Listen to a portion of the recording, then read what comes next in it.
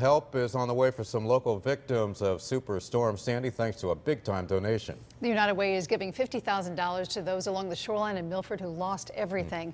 News 8's Allie Reed has the latest on how the recovery process is coming along. Superstorm Sandy wreaked havoc along the Milford shoreline, damaging, if not destroying, house after house. The city's mayor says hundreds, if not thousands, of residents have been displaced. His top priority is finding them a temporary place to stay.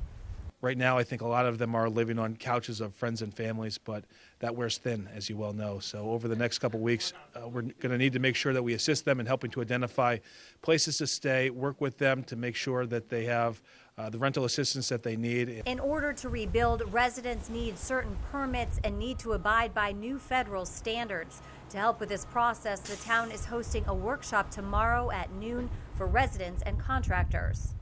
There are a whole host of new code requirements that the federal government's put out with respect to elevations for flooding, and we want to make sure that people have that information so it's a smooth process and people can get back as quickly as possible.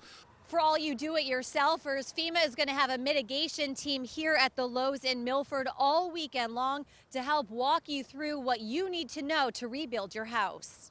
Learn how to rebuild properly.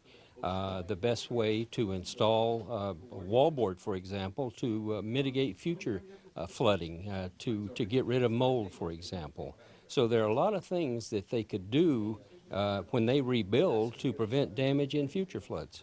In the meantime, their community is coming together to serve them a hot meal at 2 local firehouses. Firemen really know how to cook, and it's going to be serving pasta and meatballs and all the fixings to go along with it. In Milford, Allie Reed, News 8.